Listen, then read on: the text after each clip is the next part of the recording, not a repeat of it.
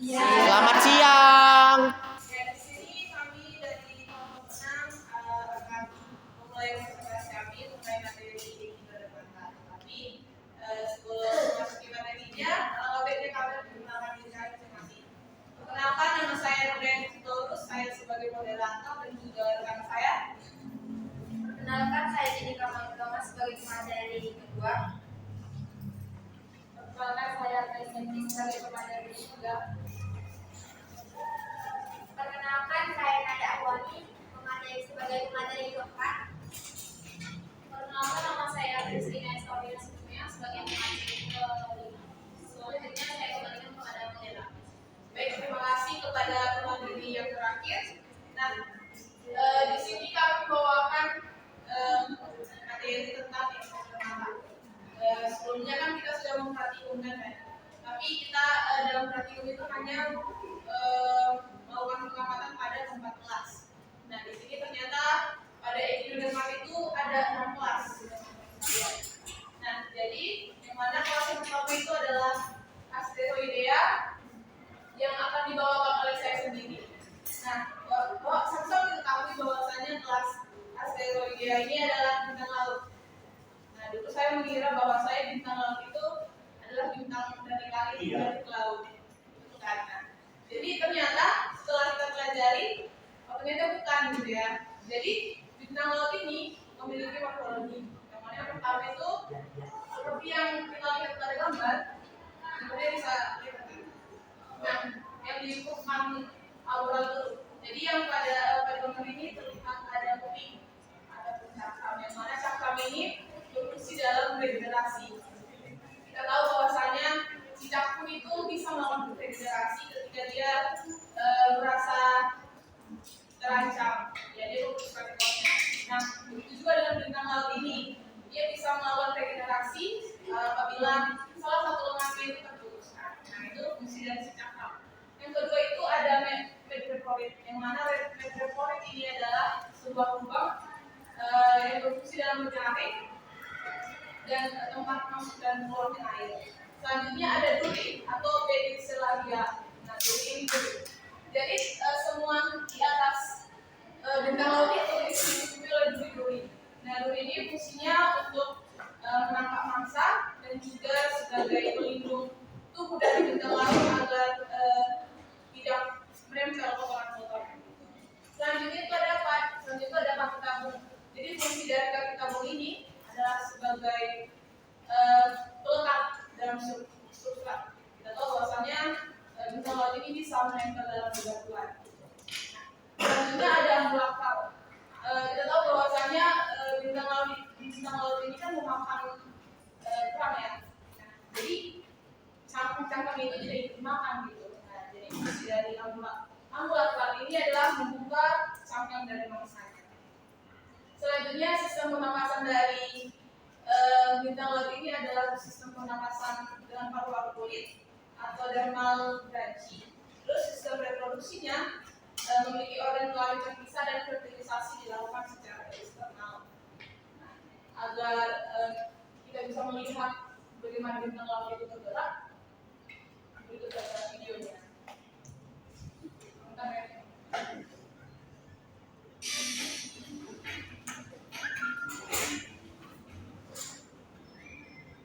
The royal starfish has 5 arms that are usually purple in color, as is the central disc, although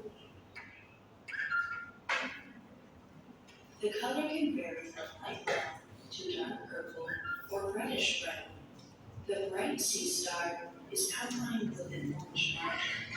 Its eyes can grow to between 0.8 and 3.1 inches in length. Royal starfish are found on sandy bottoms at depths of 41 feet deep. They inhabit the western Atlantic Ocean, including the east coast of the United States, the Gulf of Mexico, and the Caribbean Sea. The starfish has a tendency to overeat, which can prove fatal if it ruptures its central disc. It has 5 sets of jaws that can be used to swallow its prey whole. Royal starfish prefer to eat clams. They are unable to digest the clam shell, so the shell is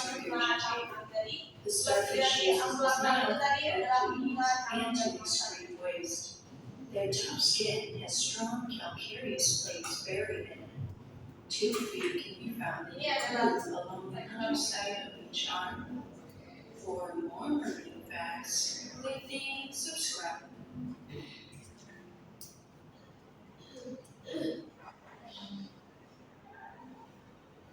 Baiklah, untuk kelas kedua dari Echinodermata, yaitu kelas Crinoidea, akan dijelaskan oleh pemateri yang sudah. Pada pemateri yang kedua, Pak Tuhan silakan.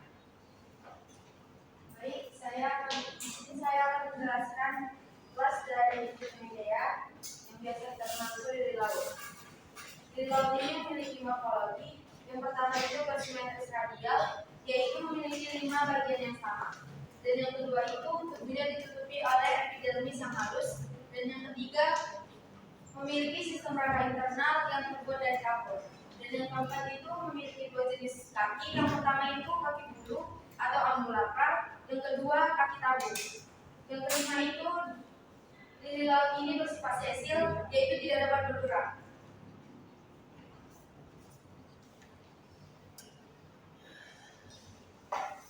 Tubuh dari Crinoidea ini terdiri dari permukaan oral, spinola atau mahkota, dan tangkai. Tangkai itu berfungsi untuk menempel pada substrat, dan mahkota itu berfungsi untuk menangkap makanan. Mahkota dari Crinoidea itu terdiri dari sejumlah lengan-lengan yang bercabang atau tidak bercabang. Lengan-lengan ini dilengkapi oleh kaki bulu yang berfungsi untuk menangkap makanan.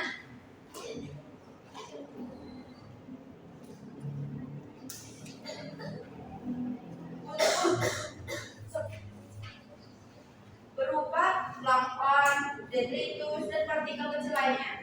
Habitat dari Crinoidea ini di perairan dangkal yang hangat dengan suhu 18 sampai 28 derajat Celcius.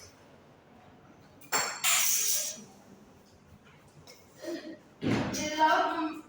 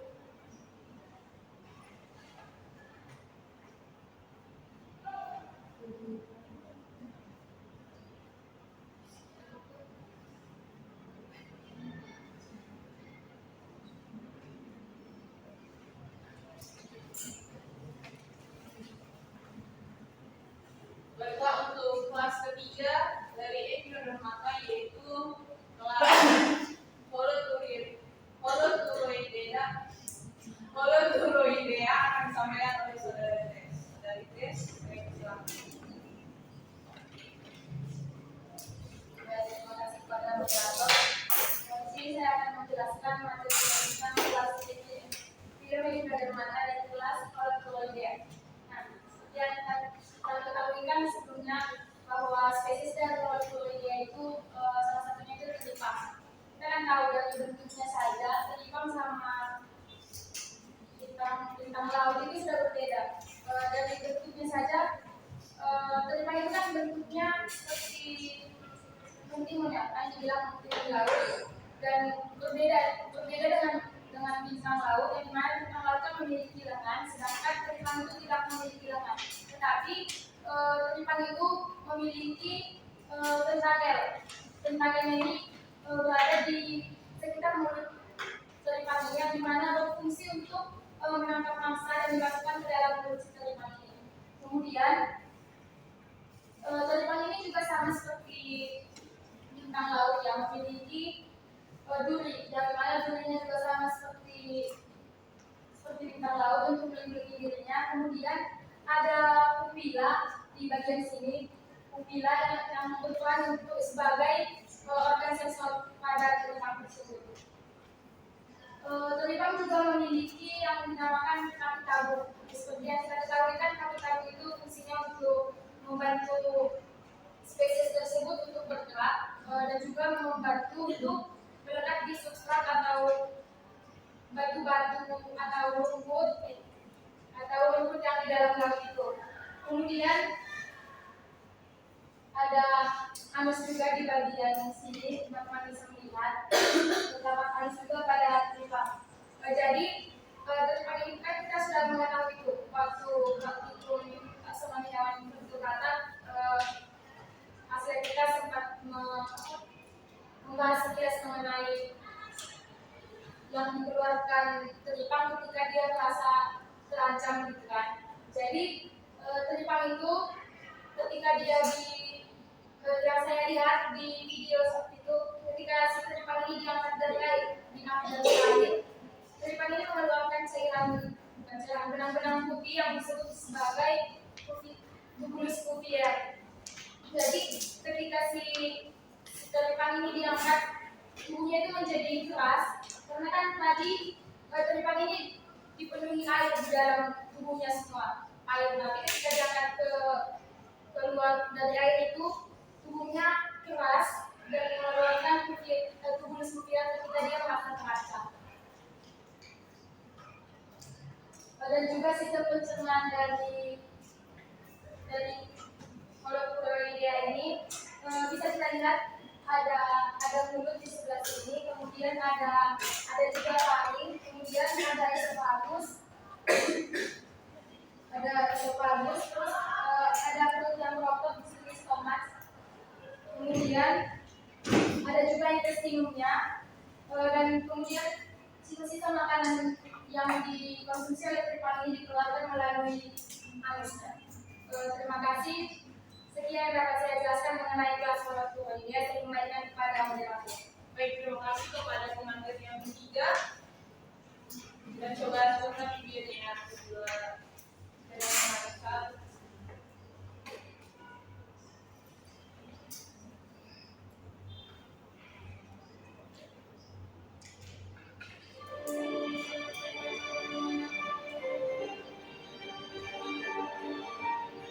Sea cucumbers are important marine vertebrates that can be found worldwide in both shallow and deep ocean waters.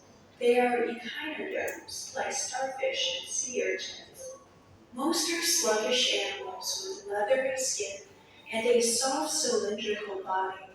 Some deep water species are active swimmers. Sea cucumbers live on or near the sea floor. They typically feed on tiny particles of algae, microscopic marine animals, and detritus. Because of their feeding habits, sea cucumbers help recycle ocean nutrients. They gather food with the help of the 8 to 30 tentacles surrounding their mouth that are actually modified tube feet. Some filter food from the seawater, and some use their brush-like mouths to ingest and process organic material from the sediment. They often leave neat rows of excrement behind them. In some species, the tentacles secrete a mucus net that is used to trap small planktonic organisms.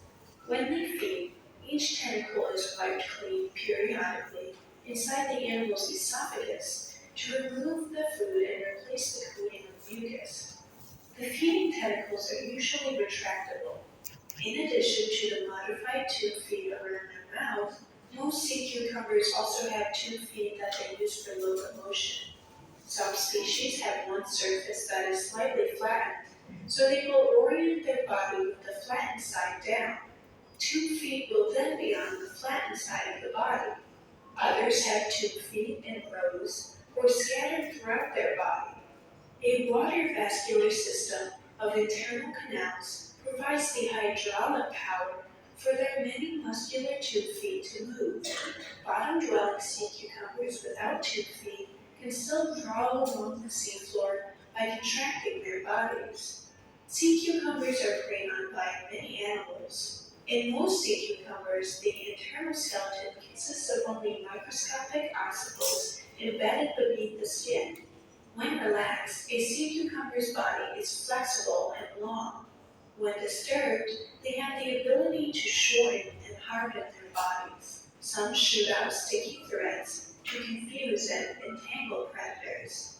Others expel a large portion of their internal organs when threatened. They can regenerate their lost organs quickly. Some sea cucumbers take shelter under rocks or in crevices. Some have repellent chemicals in their skin that deter predators. In order to breathe, sea cucumbers have an internal system of branched respiratory trees. Seawater is pulled in and expelled through a series of contractions. Oxygen is extracted from the water, while carbon dioxide is removed from the sea cucumber system. Although sea cucumbers have no brain, they do have a system of nerves. 5 rows of major nerves run down the length of their body. Nerves in their skin help them to sense light. This is why their body surface is sensitive to light. Sea cucumbers possess a single gonad. Sexes are separate in most species, although they usually cannot be determined externally. Some sea cucumbers are hermaphrodites. In most species, males release sperm and females release eggs into the water. The hatched larvae are free-swimming. Larvae undergo several stages of metamorphosis before developing into small adults. Some species, especially those in polar waters, brood their eggs. Dari video tadi kita bisa melihat ya bagaimana tim laut ini dalam mempertahankan dirinya, terus dalam perkawinannya juga bagaimana perkawinannya.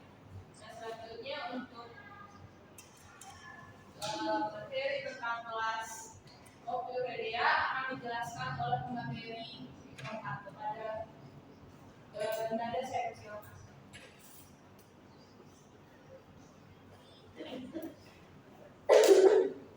Baik, terima kasih moderator. Di sini saya akan menjelaskan film Echinodermata dari kelas Ophiuridea.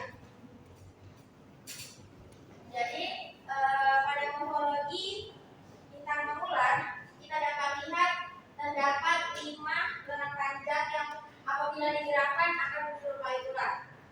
Lengan inilah yang digunakan bintang mengular ini untuk bergerak. Kemudian bintang mengular ini memiliki kemampuan untuk regenerasi dengan lengannya yang panjang, rapuh, fleksibel, dan mudah putus. Kemudian di sini kita dapat lihat terdapat cakram dengan duri pendek yang terdapat pada bagian samping lengan yang berfungsi sebagai menangkap serta menyerang mangsanya. Kemudian sistem saluran air pada bintang mengular terdiri dari medropoid yang terdapat pada permukaan oral. Apa sih medropoid itu? Medropoid itu adalah lubang yang berfungsi sebagai tempat masuknya air. Kemudian di sebelah sini dapat kita lihat terdapat selang bursam. Selang bursam inilah yang digunakan bintang mengular untuk respirasi dan pelepasan gamet pada saat proses reproduksi. Kemudian di sini kita lihat terdapat mulut. Nah, yang kita ketahui bahwa bintang mengular ini tidak memiliki akar. Jadi bagaimana cara kita membuat ini mengeluarkan sisa makanannya? Kita mengeluarkan sisa makanannya dari mulutnya sendiri, yaitu dengan cara memuntahkan sisa makanannya. Kemudian dari buku yang saya baca, bisa mengelola ini diketahui pergerakannya sangat agak cepat karena lengannya dapat menengok ke arah samping yang memungkinkan spesies ini dapat berlari, memanjat atau berenang. Kemudian bintang laut ini dapat kita temukan di terumbu karang atau hidup bebas di dasar perairan lepas pantai. Baik, bisa kita lihat video YouTube kita bersama mengenai bintang bulan. Terima kasih.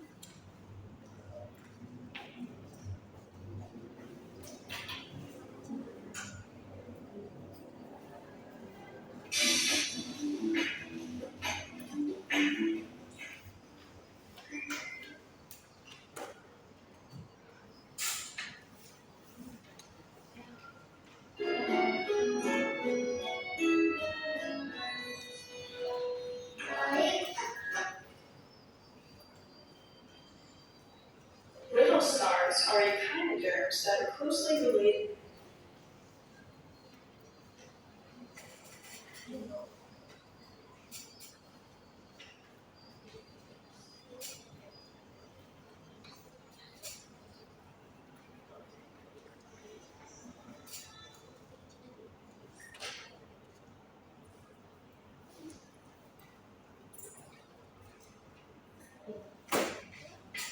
Nah, bisa kita lihat bahwasanya kelas ini tuh hampir sama dengan bintang laut, cuman bedanya itu bintang laut kan nggak punya kaki kayak ular-ular gini, terus ini punya gitu, jadi makanya dibilang ini adalah bintang ular karena kakinya seperti ular.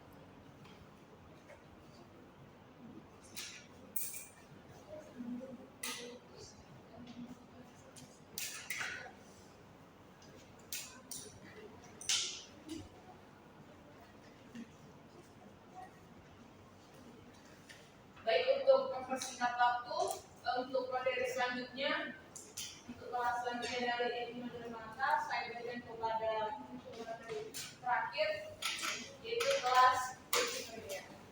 Pada Christina, saya persilakan.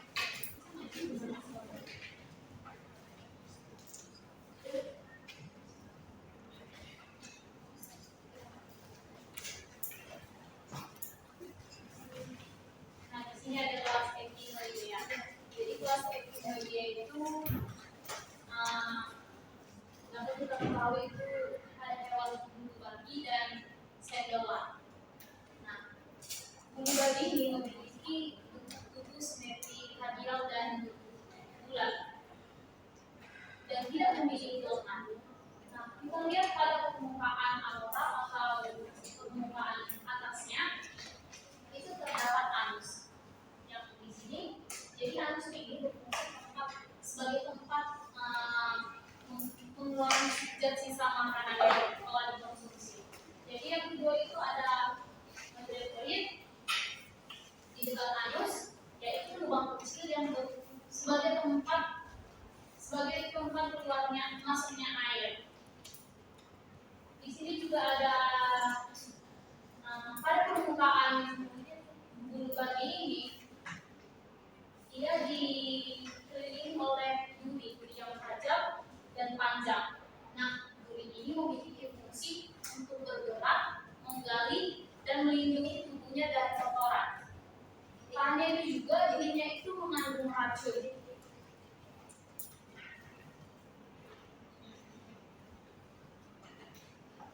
Di bagian aboral itu dapat kita lihat ada mulut. Jadi mulut ini seperti bola, cangkangnya keras. Mulut dilengkapi dengan 5 gigi dengan zat kapur. Jadi gigi ini berfungsi mengambil makanan dan menggali lubang pada lapisan pasir. Jadi pada sekitar mulut ini terdapat kaki kamu, merupakan alat tambahan pada ambulakral.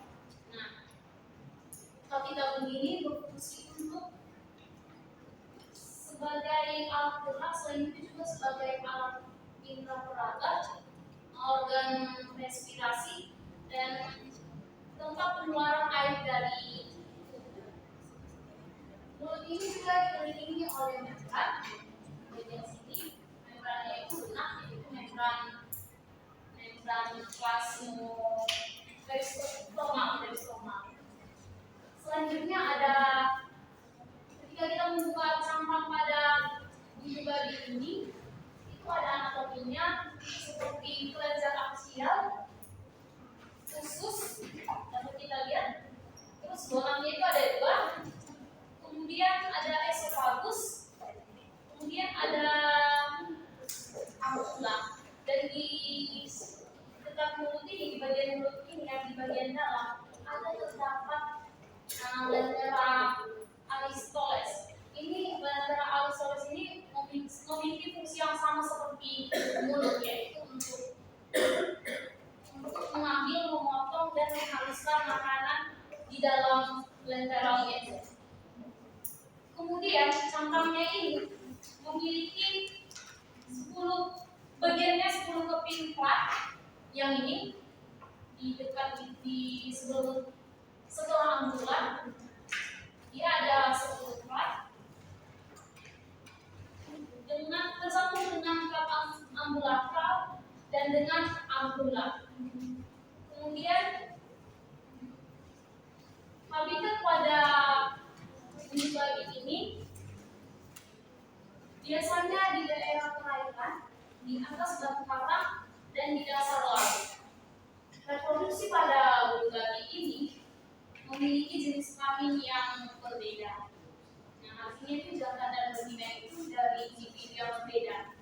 Kemudian ada sistem pencernaan. Jadi sistem pencernaan pada bulu babi ini sama seperti hewan bintang laut juga ya. Salurannya dimulai dari mulut, kemudian kerongkongan, memiliki saluran sifon dan bersilia. Nah, saluran sifonnya ini menghubungkan kerongkongan dengan usus. Kemudian lambung diperluas oleh kantung-kantung dan berakhir di rektum. Ada juga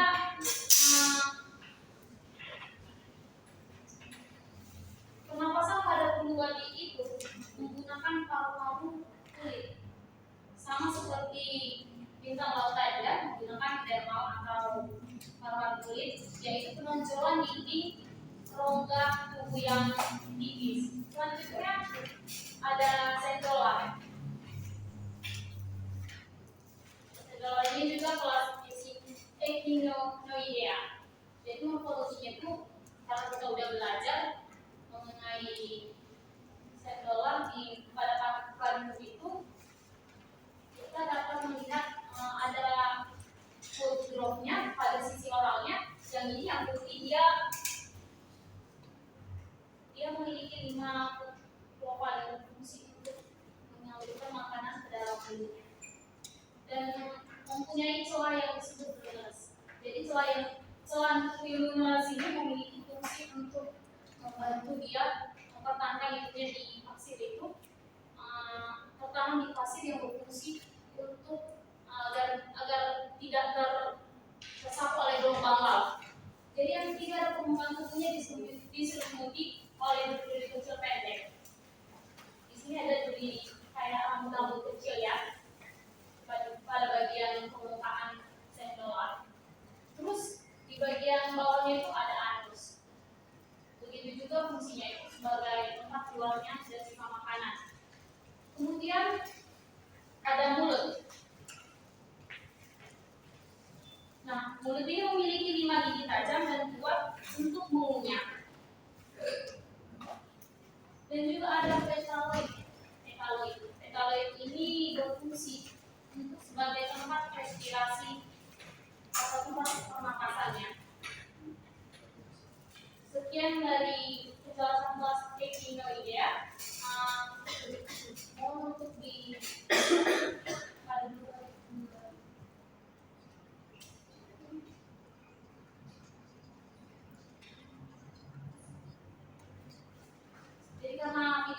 jaringan tidak ada, mungkin nanti kami kirim video mengenai kehidupan pribadi di perairan. Terima kasih. Baik, terima kasih kepada pembahasan yang terakhir. Kemudian selanjutnya kita masuk ke kelas yang ke-6, yaitu kelas konsepsi psikologia.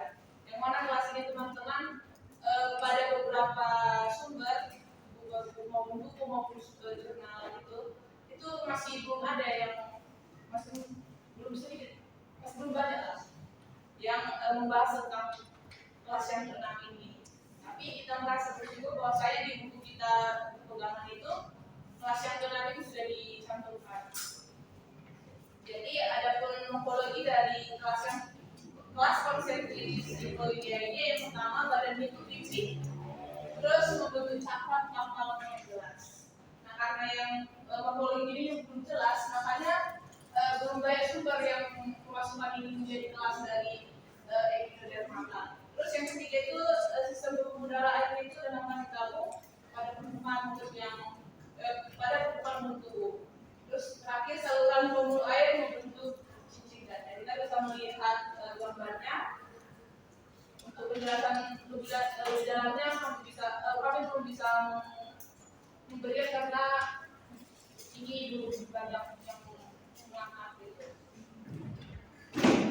Nah, baiklah, sekian dari hasil presentasi kami. Apabila teman-teman ada dari materi-materi yang tadi kami lengkapkan, ada pertanyaan, di sini kami buka sesi tanya jawab. Kepada yang bertanya, kami persilakan. Baik, kepada saudari Winda, saya persilakan.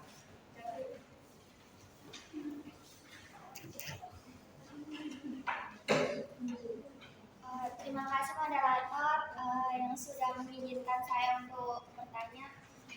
Perkenalkan, nama saya Winda Clarissa dari kelompok 3. Saya izin bertanya tentang materi pada kelas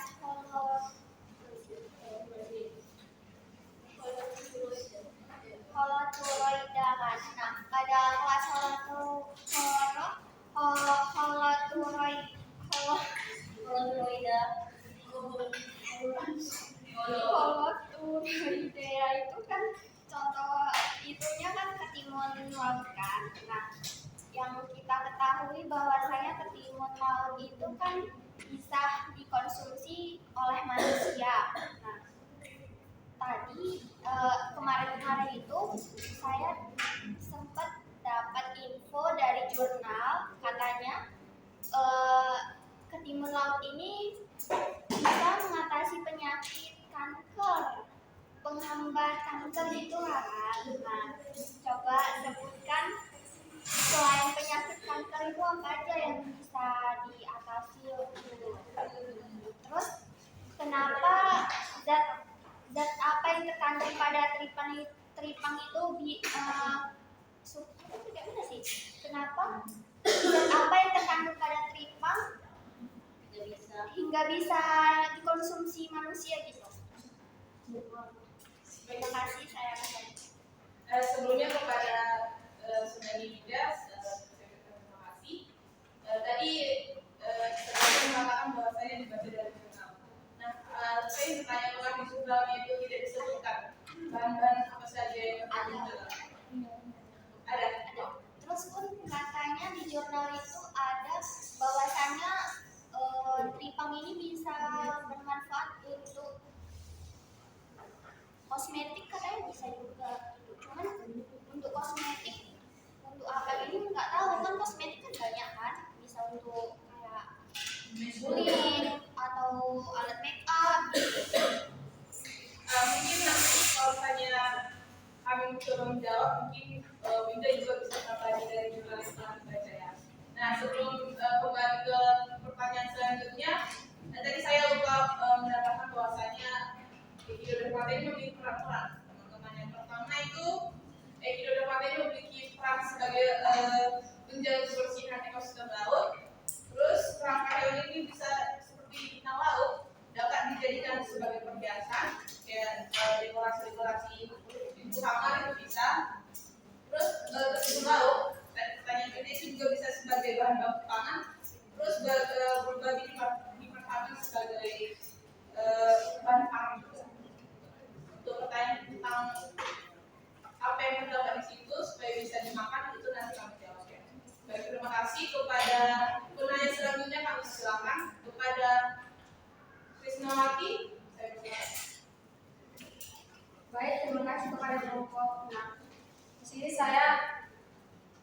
kelompok 5 yang bertanya, bagaimana interaksi kompleks antara spesies dalam kelas Echinoidea dengan lingkungannya, dan seperti apa hubungan simbiosis atau kompetisi spesies dalam kelas Echinoidea dengan organisme lainnya di terumbu karang.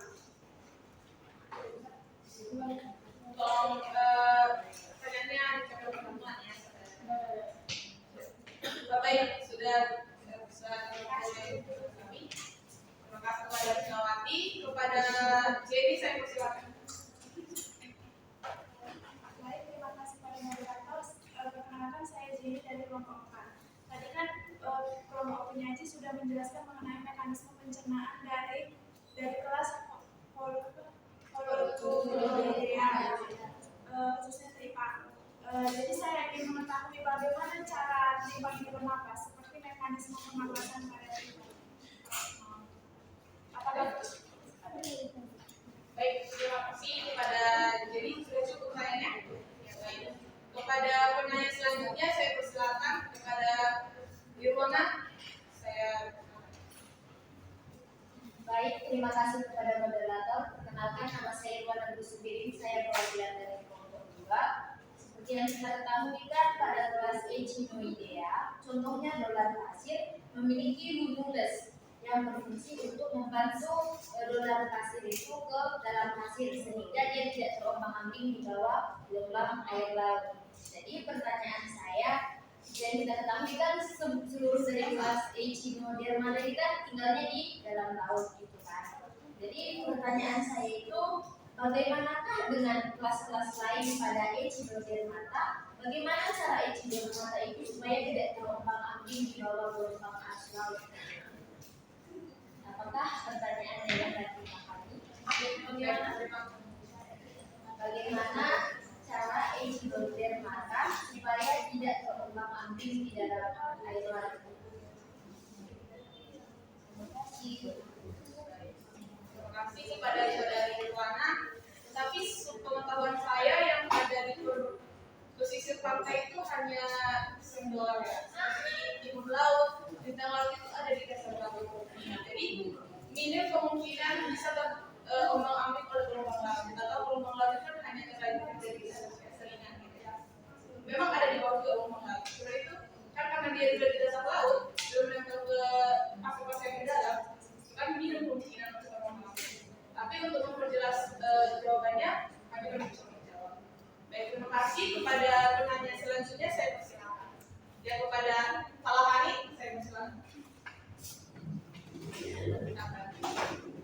Baik, terima kasih kepada moderator. Perkenalkan, nama saya Falahani. Di sini saya ingin bertanya. Tadi kan kelompok penyaji telah memaparkan mengenai peranan dari film yang sudah dijelaskan. Pertanyaannya, yang kita ketahui, film ini umumnya berperan penting dalam menjaga keseimbangan ekosistem laut sebagai pembersih limbah dan sampah, kemudian mempunyai peranan pada ekosistem sebagai jaringan makanan, sebagai herbivora, karnivora, omnivora, ataupun sebagai pemakan detritus. Nah, yang menjadi pertanyaan adalah, pada salah satu spesies film ini, spesiesnya itu timun laut, kan ada timun laut yang teripang yang bisa dikonsumsi dan teripang yang tidak bisa dikonsumsi. Rata-rata spesies yang terdapat dalam film ini peranannya kan untuk membersihkan ekologi yang ada di dalam laut. Dia kan memakan alga-alga dan spesies kecil yang yang sifatnya itu keras gitu kan. Jadi menurut kelompok penyaji, apakah spesies timun laut yang bisa dikonsumsi tidak memakan detritus atau alga-alga yang ada di ekosistem laut, sehingga mereka dapat kita konsumsi dengan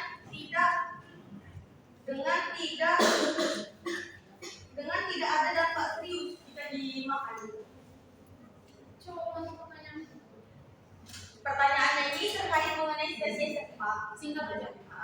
Spesies seripang itu kan ada dua, ada yang bisa dikonsumsi, ada yang tidak bisa dikonsumsi.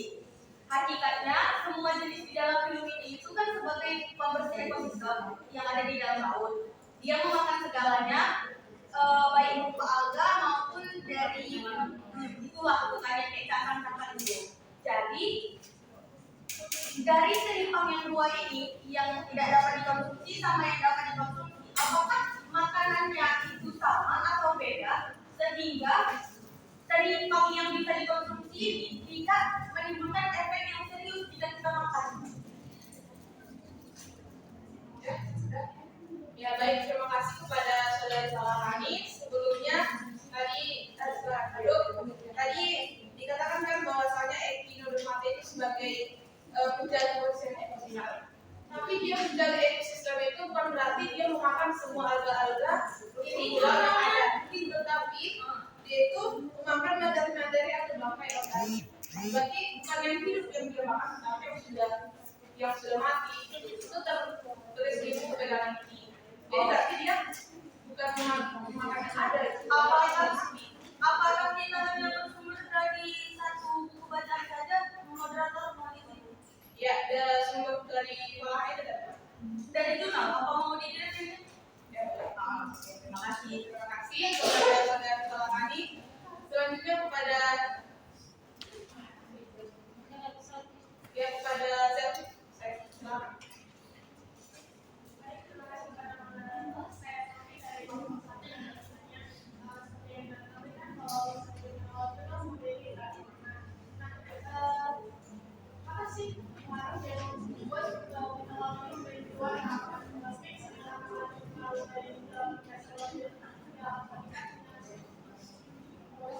Baik, terima kasih kepada saudari Selvi, kepada saudari Anggaret. Saya persilakan. Terima kasih kepada moderator. Di sini pertanyaan saya hampir menyinggung ke si Palahani. Kan dibilang tadi kan menyinggung saya Palahani. Kan tadi kan moderator bilang kan peranan dari echinodermata itu kan sebagai pembersih laut. Nah, apakah semua spesies pada echinodermata itu sebagai pembersih laut? Atau kalau beberapa coba sebutkan dari spesies itu. Baik, terima kasih kepada saudari Margaret. Selanjutnya kepada saudari Dwi. Saya persilakan. Baik, perkenalkan nama saya Jacinta dari kelompok 2. Kan tadi kelompok punya dia yang melaporkan bahwasannya di kelas 6 itu kelas apa tadi? Apa tadi? Ya, Bapak.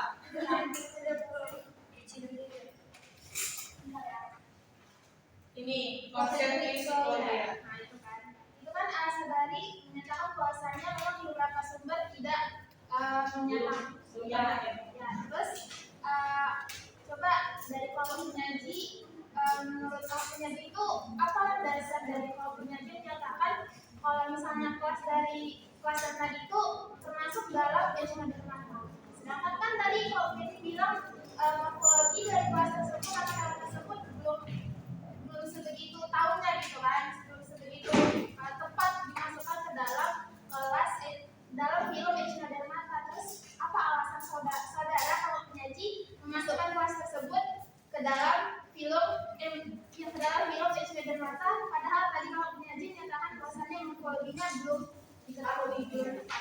Apa alasannya kan? Nah, bisa saya langsung jawab. Ya, baik, terima kasih. Ini juga bergerak dari buku ini ya teman-teman, karena kan ini kan sudah dari dosen-dosen kita ya, sudah disusun oleh dosen-dosen kita.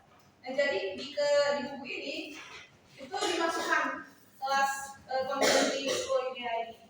Sudah terjawab ya pertama mengapa alasannya? Karena kami berpatok pada buku ini gitu. Memang banyak kemarin kita pernah mengerjakan tugas rutin kan. Terus sebutkan peran dari klasifikasi dari echinodermata. Nah kan banyak yang bingung. Ini 5 atau 6 kelasnya gitu. Nah karena kami sebelumnya sudah membuat PPT, jadi kami langsung bisa mengetahui 6 kelasnya itu. Dan buat di Google itu kadang ada yang buat 5 gitu, masih 5 kelasnya. Kadang kita cari dari sumber lain masih 5 kayak gitu kan. Nah, makanya tadi saya mengatakan bersyukur kita dikasih buku ini, kita tahu satu kelas lagi apa itu kan. Jadi alasan itu kami mengambilnya dari buku ini. Apakah alasan kami dapat diterima oleh saudara Dwi? Kan kalau ambilnya dari buku otomatis tahu dong kenapa dari kelas itu dimasukkan ke film echino. Terus dari kelompoknya itu gimana? Menurut menurut saya pribadi ya, kalau misalnya sesuatu spesies itu dimasukkan ke dalam suatu kelas atau famili atau apa, itu karena dilandaskan karena kedekatan kekerabatan. Gitu. Dia lebih dekat ke kerabat yang mana? Ya, berarti kita bisa simpulkan ini dari apa namanya kelas konsentri ini dekat kepada echinodermata, gitu. Karena tidak mungkin kan langsung buku ini tuh pasti ada berbagai pemikiran-pemikiran dari sang pembuat sang penulis itu. Jadi karena memang agak mirip dengan Sendola menurut saya ya, karena dia mempunyai juga kayak kaki-kaki gabung, terus bentuknya juga iya cakram. Jadi dia lebih dekat ke echinodermata. Kalau itu menurut pendapat kami. Jadi ini diangkat, ini masuk ke film echinodermata karena kedekatan kekerabatannya. Apakah bisa diterima? Ya baik, terima kasih kepada saudari Dwi yang memberikan pertanyaan yang sangat kritis terhadap materi dari echinodermata ini. Saya harap juga teman-teman selanjutnya itu memberikan pertanyaan kritis juga. Baik, terima kasih kepada saudara sekalian. Apakah ada yang bertanya lagi? Ya, kepada saudara Rami, saya silakan. Perkenalkan nama saya Radha Yoga dari kelompok 5 yang saya ingin tanya. Sebenarnya pertanyaannya, coba Nyanji ceritakan asal usul bulu babi. Kenapa dia disebut bulu babi itu? Kan kita ketahui bulu babi kan secara kronologi ya dari babi gitu. Coba ceritain asal usulnya gimana? Ya, terima kasih. Terima kasih kepada Randi. Jadi di sini kami nanti akan bercerita ya tentang asal usul bulu babi. Baik, terima kasih. Selanjutnya kepada Azra, saya silakan.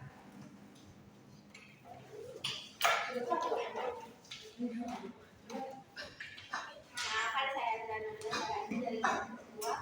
Ini saya bertanya dari kelas Crinoida atau lili laut. Tadi lili laut itu kan salah satu cirinya dia tidak memiliki duri. Jadi bagaimana lili laut ini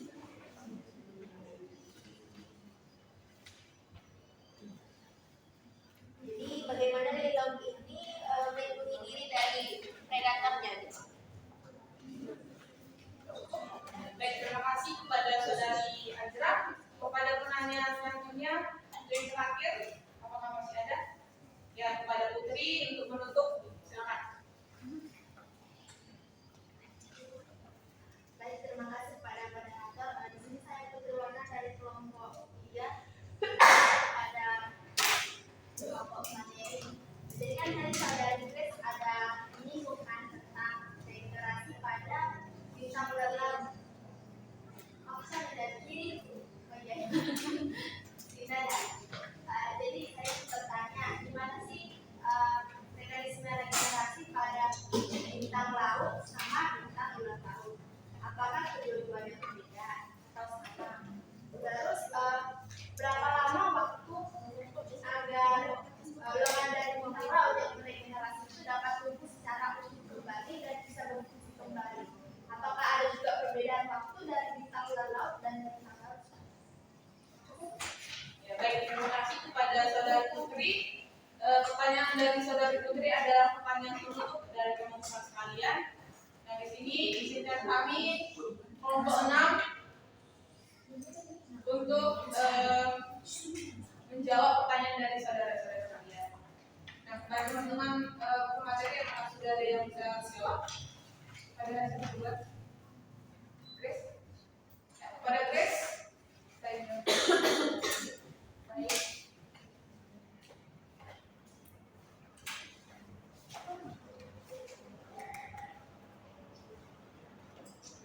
Baik, terima kasih kepada moderator. Jadi saya akan mencoba menjawab pertanyaan dari saudara Jenny. Tadi pertanyaannya itu jelaskan mekanisme pernapasan pada penyeimbang. Nah,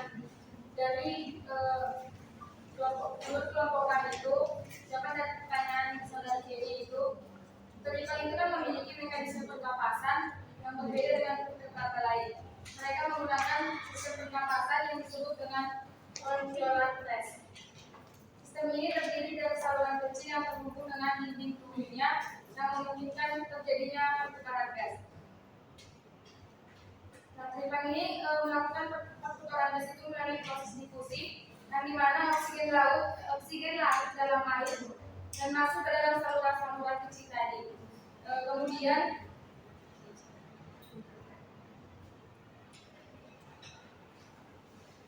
Kemudian oksigen yang larut tadi diambil oleh pembuluh darah kapiler yang tersebar di sekitar saluran-saluran kecil tadi.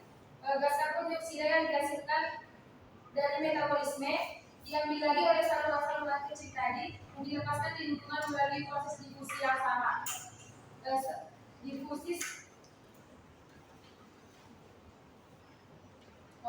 Dilepaskan ke lingkungan melalui proses difusi yang sama. Sistem pernapasan teripang ini memungkinkan teripang-teripang ini untuk bertahan di lingkungan laut dengan kemampuan adaptasi yang baik terhadap variasi lingkungan di dasar laut.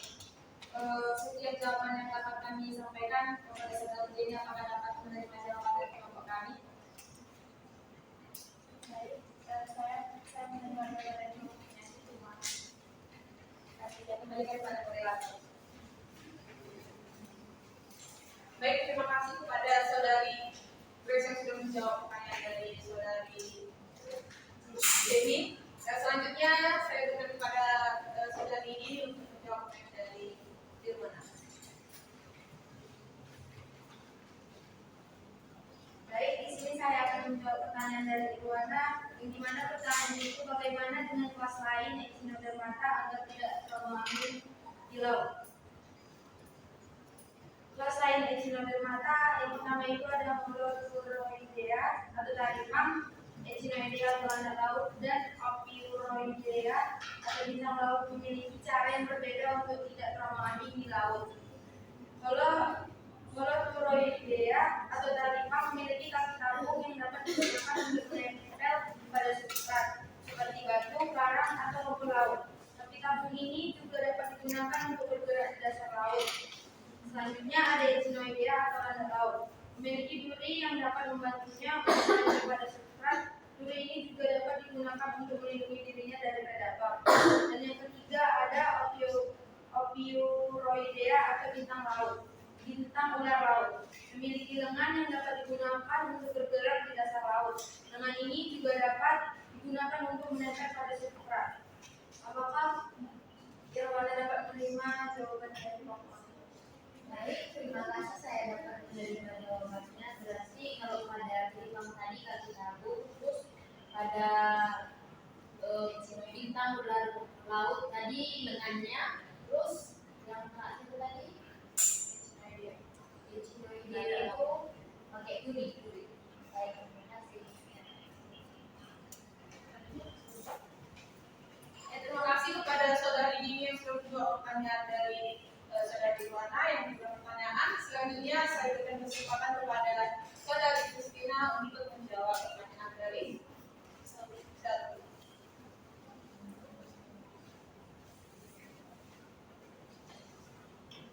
Baik, di sini saya akan menjawab pertanyaan dari Sakti yang mana pertanyaannya itu apakah segala pigmen yang dapat mempengaruhi warna pada berbagai macam spesies bintang laut. Jadi yang dapat mempengaruhinya itu yaitu yang pertama itu adalah pigmen karotenoid. Pigmen karotenoid ini memberikan warna kuning, orange, dan merah pada bintang laut. Pigmen ini ditemukan dalam makanan yang dikonsumsi oleh bintang laut seperti alga dan invertebrata laut lainnya atau partikel kecil. Pigmen karotenoid ini disimpan dalam sel yang disebut kromatofor. Kromatofor ini mengubah ukuran dan bentuknya untuk menghasilkan variasi warna yang berbeda. Yang kedua ada pigmen melanin, memberikan warna coklat atau hitam. Pigmen ini dihasilkan oleh sel khusus yang disebut dengan melanosit yang terdapat di dalam kulit bintang laut. Produksi melanin dapat dipengaruhi oleh faktor genetik, lingkungan, dan kondisi kesehatan bintang laut. Variasi jumlah melanin inilah yang menghasilkan perbedaan warna pada spesies lainnya. Yang ketiga ada pigmen biliverdin yang memberikan warna hijau pada bintang laut, dihasilkan dari pemecahan hemoglobin dari sel-sel darah. Warna-warna cerah juga digunakan untuk menarik pasangan atau menarik predator. Bagaimana atas jawabannya? Perbedaannya itu hanya karena mengalami kualitas pengaruh dari Gimana? Berarti itu pengaruhnya hanya karena pigmen, bukan karena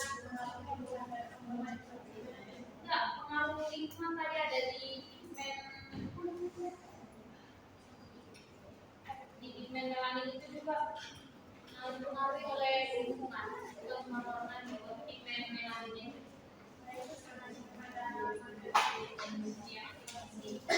Ya, terima kasih kepada saudari Christine yang telah menjawab pertanyaan dari saudari Selvi. Selanjutnya kepada Nada. Ya, saudari Nada akan menjawab pertanyaan dari Putri. Mohon kepada saudari Indah buat kondusif, karena dari tadi Indah selalu jalan-jalan. Ya, kepada saudari Nada, silakan. Baik, terima kasih moderator. Di sini saya akan menjawab pertanyaan dari Putri. Yang pertanyaannya itu, bagaimana mekanisme regenerasi bintang laut dan bintang berbulan, dan apakah ada perbedaannya? Itu yang Putri. Jadi proses atau mekanisme regenerasinya itu hampir mirip ya Putri. Sama-sama yang pertama itu tahap pembentukan luka. Pada tahap ini, sel-sel di sekitar luka akan mulai membelah diri dan membentuk jaringan baru. Jaringan baru inilah yang akan menutup luka dan mencegah infeksi. Kemudian, pada pembentukan jaringan baru akan mulai tumbuh dan berkembang menjadi bagian tubuh yang hilang. Dan jaringan baru ini berasal dari sel-sel hidup yang dapat membelah diri menjadi berbagai jenis sel. Kemudian proses maturasi. Pada tahap maturasi ini, bagian tubuh yang baru akan matang dan berfungsi sebagai bagian tubuh yang lama. Tapi mekanisme regenerasi pada bintang laut dan bintang bulan ini agak berbeda. Berbedanya itu dari segi kecepatan regenerasinya. Pada bintang bulan umumnya dapat meregenerasi bagian tubuhnya yang hilang selama beberapa hari atau minggu. Sedangkan pada bintang laut dapat beregenerasi dalam waktu beberapa minggu ataupun sampai berbulan-bulan gitu. Terus kemudian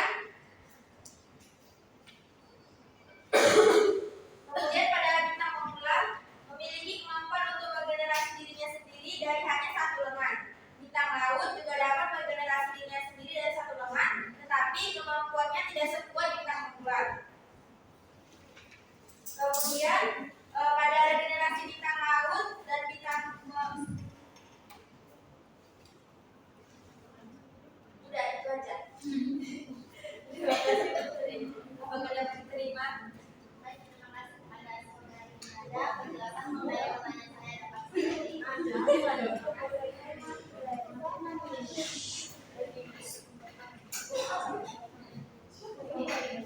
Nah, terima kasih kepada saudari Nada dan juga saudari Putri. Untuk Des, saya persilakan untuk menjawab pertanyaan dari Margaret. Baik, di sini saya akan mencoba menjawab pertanyaan dari saudara Margaret. Gimana tadi pertanyaan itu? Apakah khusus ya teman-teman supaya kedengaran yang menjawab pertanyaan itu? Baik. Tadi pertanyaan saudari Margaret, apakah semua spesies Echinodermata itu merupakan reproduksi laut? Kami mencoba menjawab, tidak semua spesies Echinodermata itu sebagai pembersih laut. Hanya spesies Echinodermata yang merupakan detritivore, yaitu pemakan detritus atau sisa organisme mati, atau peran sebagai pembersih laut. Detritus itu kan merupakan bahan organik yang berasal dari sisa-sisa organisme laut yang mati seperti alga, hewan laut, dan tumbuhan laut. Spesies Echinodermata yang berperan sebagai pembersih laut itu contohnya bintang laut dari kelas Asteroidea, kemudian ada lili laut dari kelas Crinoidea, kemudian ada landak laut dari kelas Echinoidea, dan juga ada seripang dari kelas Holocuroidea. Spesies ini memiliki sistem pencernaan yang mampu mencerna detritus sehingga dapat kembali membersihkan laut dari sampah organik, sisa-sisa dari organisme laut yang mati tadi. Yang pertama itu bintang laut. Bintang laut ini memiliki lengan yang bisa digunakan untuk mengumpulkan detritus tadi dari dasar laut. Detritus ini kemudian dibawa ke mulut bintang laut untuk dicerna. Jadi sisa-sisa detritus tadi itu kan yang bertebaran di dasar laut itu dimakan oleh bintang laut sehingga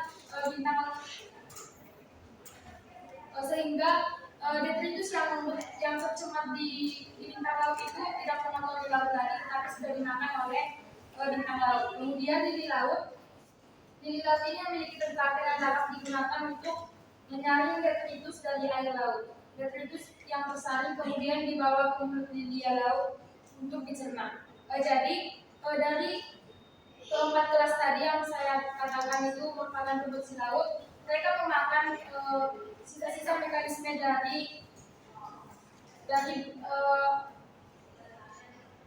organisme laut yang mati tadi, seperti alga, hewan laut, dan tumbuhan laut yang tercemar di dasar laut itu dimakan oleh kelas-kelas tersebut. Jadi air laut itu menjadi dibersihkan oleh kelas-kelas tersebut. Jadi hanya 4 kelas itu yang merupakan pembersih laut, yang semua spesies atau kelas-kelas Echinodermata itu sebagai pembersih laut. Kepada saudara Margareta, apakah akan menerima jawaban dari kelompok kami? Terima kasih kepada Grace, saya terima jawaban dari kelompok. Terima kasih, saya kembalikan kepada moderator.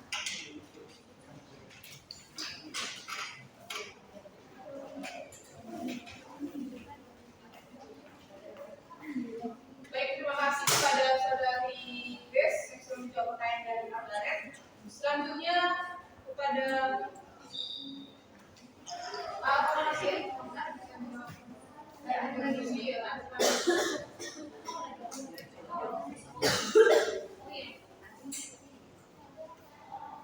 Nah, mungkin di sini saya akan menjawab. Ya.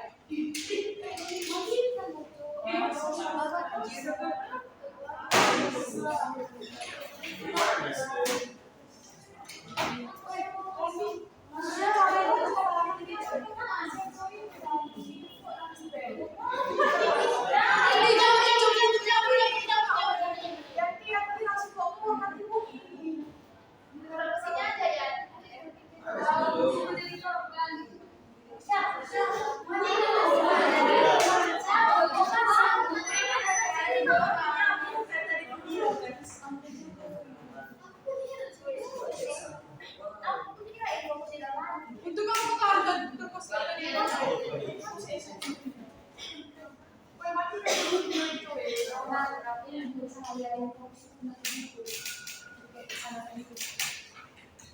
Baik, terima kasih kepada saudari Andrea sudah Harganya keluar. Udah kirim.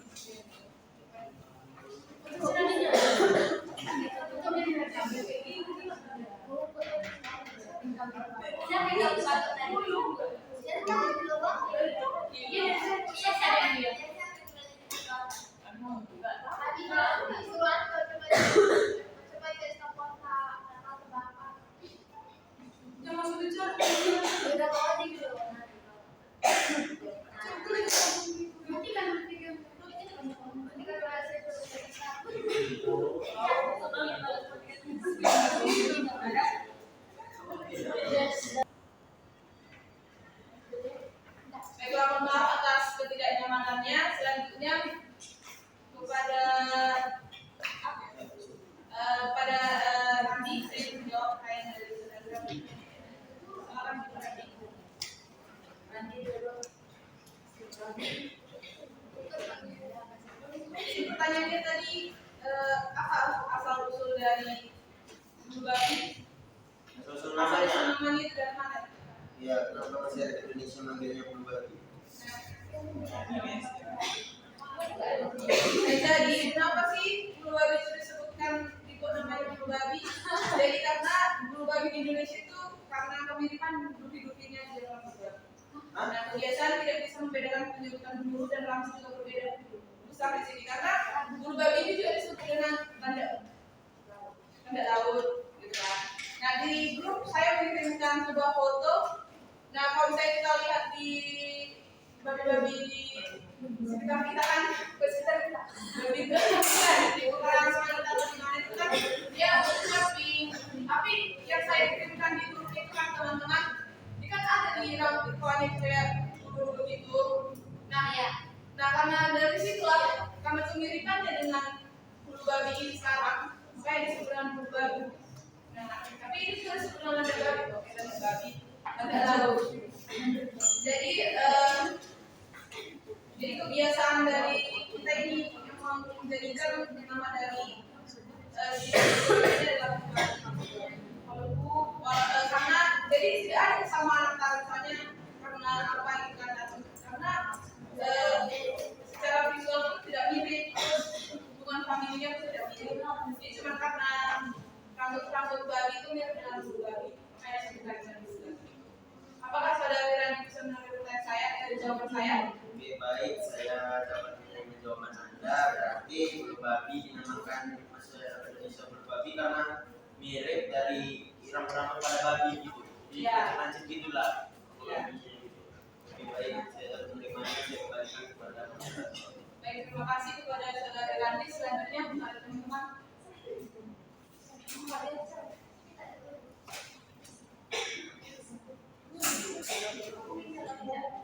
Nah, kepada saudari Kristina, tolong jawab pertanyaan dari Sidas.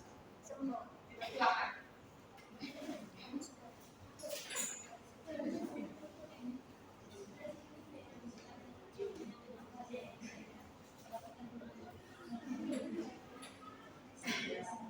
Jadi di sini saya menjawab pertanyaan dari Dinda.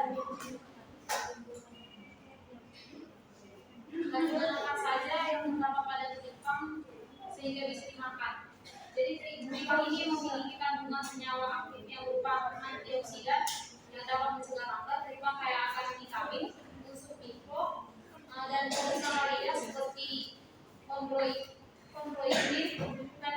Kandungan kimia tripang meliputi protein, lemak, dan karbohidrat. Bagaimana menurut pendapat Dinda? Baik, terima kasih kepada saudari Kristina yang sudah menjawab pertanyaan dari saya. Saya dapat memahaminya dan saya tadi disuruh sama Yanti kan untuk menambahkan pertanyaan tadi itu penyakit selain mengatasi kanker gitu. Udah saya baca sih tadi katanya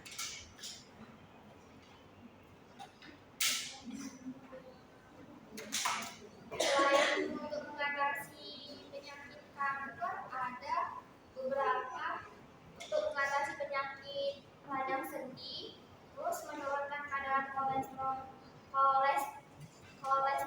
darah, menjaga kesehatan jantung dan pembuluh darah, menghambat pertumbuhan sel kanker, terus mempercepat penyembuhan luka, menjaga kesehatan fungsi hati.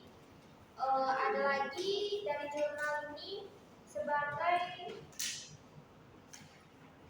biota laut tersebut dapat menghasilkan beberapa bahan alami yang bermanfaat antara lain untuk industri farmasi seperti anti-tumor, anti-kanker, antibiotik, dan anti-inflamasi. Bidang pertanian itu fungsinya sebagai fungisida, pestisida, terus sama ground stimulator. Nah, industri kosmetik dan bahan itu seperti zat pewarna alami dan biopolisakarida. Itu aja sih yang saya dapat dari jurnal. Baik, terima kasih kepada saudari Yunda yang sudah menambahkan jawabannya. Terima kasih kepada saudari Kristina. Selanjutnya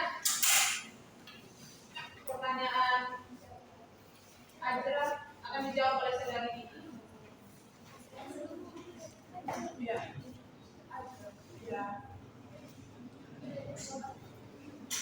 Baik, di sini saya akan menjawab pertanyaan dari Adra, yaitu di mana pertanyaannya, bagaimana lili laut melindungi diri dari predator? Ada beberapa cara untuk melindungi diri dari predator. Yang pertama itu menyebarkan lengannya. Lengan lili laut dapat direngangkan dengan cepat untuk menjauh dari predator. Yang kedua, produksi racun. Beberapa spesies lili laut memiliki racun yang dapat membunuh atau melukai predator. Yang ketiga, mengeluarkan lendir. Lendir yang dikeluarkan oleh lili laut dapat membuat predator sulit untuk menempel atau menelan. Dan yang keempat, menyerupai lingkungannya. Beberapa spesies lili laut dapat berubah warna menjadi menyerupai lingkungannya.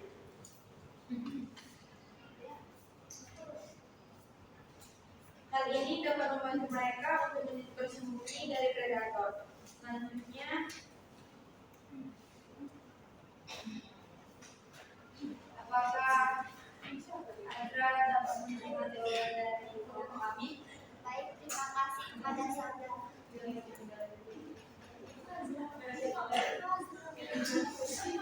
terima kasih kepada saudari Sini. Di sini dapat disimpulkan bahwa di laut itu walaupun dia tidak memiliki duri untuk melindungi diri dia dari predator lain, dia memiliki sifat-sifat yang seperti yang saudari bilang tadi bahwa dia bisa menyerupai bentuk dari yang lain itu kan. Saya memberikan jawaban. Terima kasih. Baik, terima kasih kepada saudari ini dan juga saudari Azra. Kepada Grace, saya persilakan untuk menjawab pertanyaan dari saudari Rahman. Terima kasih kepada moderator. Di sini saya akan menjawab pertanyaan dari Pak Fani. Yang bagaimana pertanyaannya itu tadi, apakah spesies timun laut yang dikonsumsi tidak memakan alga laut sehingga dapat dikonsumsi dengan tidak ada dampak serius jika dimakan? Jadi jawabannya itu iya, spesies timun laut itu yang kita konsumsi itu tidak makan alga laut. Penyimpan ini hanya memakan detritus, yaitu bahan organik yang berasal dari sisa organisme laut yang mati. Detritus ini aman untuk dikonsumsi manusia dan tidak menimbulkan dampak serius jika dimakan. Spesies timun laut yang bisa dimakan itu yang pertama itu ada Holoturia scata atau timun laut petuli, kemudian ada Stichopus japonicus atau timun laut Jepang, kemudian ada Holoturia acra atau timun laut hitam. Timun laut yang dikonsumsi. Sekian jawaban dari kelompok kami. Apakah Pak Anda menerima jawabannya? Terima kasih. Baik, terima kasih saya ucapkan kepada saudari Grace dan juga saudari Kalahani. Selanjutnya kepada saudari Nada, saya persilakan untuk menjawab pertanyaan dari Krisna. Baik, terima kasih moderator. Di sini saya akan menjawab pertanyaan dari Krisna, yaitu pertanyaannya bagaimana interaksi kompleks antara spesies dalam kelas Echinodermata dan seperti apa hubungan simbiosis atau kompetensi spesies dalam kelas Echinodermata dengan organisme lainnya di terumbu karang.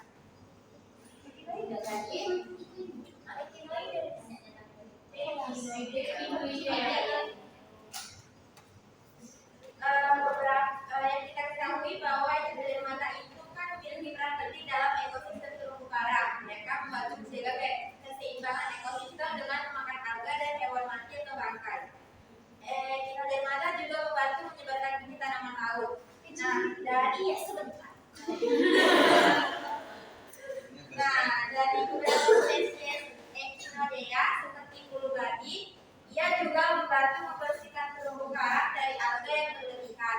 Alga yang berlebihan dapat menyebabkan terumbu karang mati. Nah, si bulu babi inilah yang membantu membersihkan terumbu karang tersebut.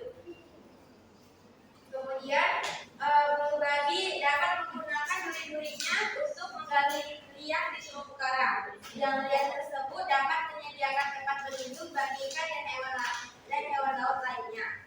Kemudian, hubungan simbiosis atau kompetensi spesies dalam kelas Echinodea dengan organisme lainnya di terumbu karang, yaitu pada spesies bulu babi dapat memiliki hubungan simbiosis dengan alga. Bulu babi dapat membantu menyebarkan benih alga dan alga juga dapat menyediakan makanan bagi bulu babi. Pada kompetensi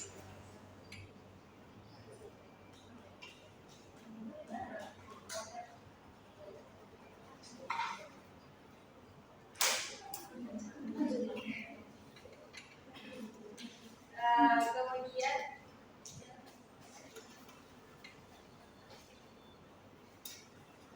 dalam kompetensi bulu babi dan bintang laut itu dapat bersaing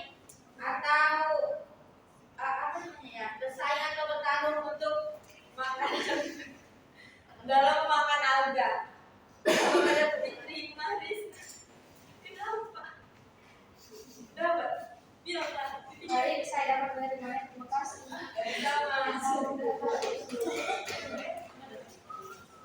Baik, pertanyaan dari Saudari Krisna merupakan pertanyaan penutup yang bisa dijawab oleh kelompok kami. Yang merasa pengen menjawab ada? Tidak ada ya. Baik, terima kasih kepada kita semua. Siapa yang tadi penghujung presentasi, kami ucapkan mohon maaf apabila ada kesalahan kata maupun kekurangan dari presentasi kami. Dan tadi peristiwa yang membuat tidak nyaman, kami ucapkan terima kasih untuk teman-teman semua atas atensi dan perhatiannya.